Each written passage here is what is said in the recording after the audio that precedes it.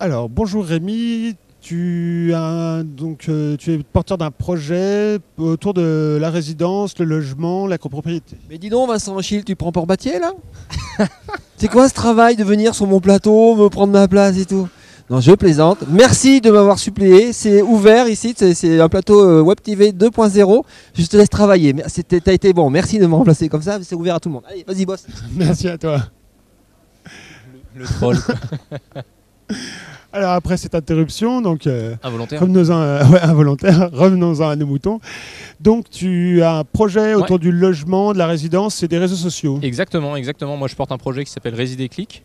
Et Résidéclic en fait c'est un réseau social pour les résidences. Donc si tu habites dans un immeuble, ça te permet d'avoir en fait un espace numérique sur lequel discuter avec tes voisins, partager des documents, signaler un problème ou aussi proposer à tes voisins de rendre service, tout ce genre de choses, un petit peu le contexte aussi bien de tout ce qui se passe autour de la gestion, mais aussi un peu de vie, quoi, tout ce qu'on peut apporter sur ce côté social dans les résidences.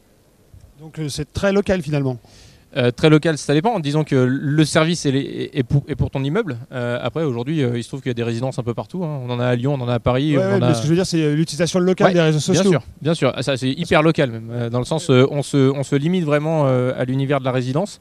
L'objectif, c'est pas de s'ouvrir sur le quartier, sur la ville, etc. On pense qu'il y a vraiment quelque chose à faire au sein de l'immeuble. Il y a des informations qui méritent d'être transmises à l'ensemble des habitants. Il y a vraiment une force et une vie qui a besoin d'un espace numérique sur lequel s'exprimer. Et donc, c'est vraiment là-dessus qu'on travaille, donc, au sein de l'immeuble, quoi. Et donc, où en es-tu sur ce projet ? Eh ben, on a avancé, c'est déjà bien.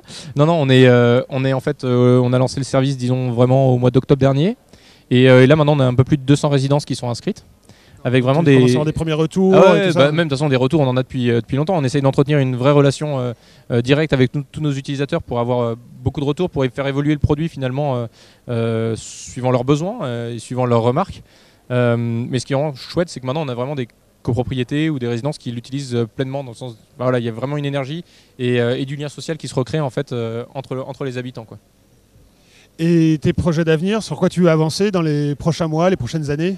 Alors dans les prochains mois, très clairement, il faut qu'on avance d'un point de vue commercial. On a énormément de choses à faire pour se développer, pour augmenter notre portefeuille client, parce que tout passe par là. Il faut qu'on ait plus de copropriétés, plus de résidences. Donc ça, c'est l'urgence des prochains mois. Mais donc là, on est en train de se donner les moyens d'avancer. Donc c'est ça qui est intéressant.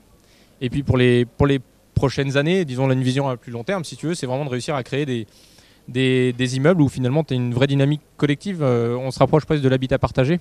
Dans le sens où on va, peut-être qu'un jour on se fera des buanderies collectives et on arrêtera de s'acheter tous sa machine à laver et qu'on commencera à partager ce genre de choses, ou bien une sorte de grand salon où on aura tous des Kinect géniales, etc. Enfin voilà, l'idée c'est vraiment de réussir à introduire un peu plus de collectif dans nos immeubles, parce que finalement on habite les uns à côté des autres, voire même les uns sur les autres. On entend beaucoup nos voisins par les plafonds, etc. Réhumaniser la relation de voisinage finalement. Exactement, réinvestir les paliers, réinvestir la cage d'escalier pour qu'on éviter les arrête de tensions. vivre. Est-ce qu'il peut alors ça oui, j'en plus on se connaît, bien moins il y a de tensions. Ah non, mais là de toute façon c'est la première utilité de Résidéclic. Avant même de réussir à recréer une dynamique sociale ou un lien, etc. On est d'abord sur de la prévention en fait. Je veux dire, ça permet d'apaiser en fait les tensions qu'il peut y avoir en fait entre les voisins ou entre les habitants et le syndic de copropriété, etc. C'est vraiment un outil qui permet de faire circuler l'information et donc d'éviter tous ces quiproquos ou ces histoires un peu fameuses qui sortent de nulle part, mais simplement du manque d'information. Mais donc voilà, c'est effectivement, c'est le premier bénéfice de Résidéclic, ça, c'est certain. Je te souhaite une bonne réussite pour la suite et puis merci. Je t'en prie, merci.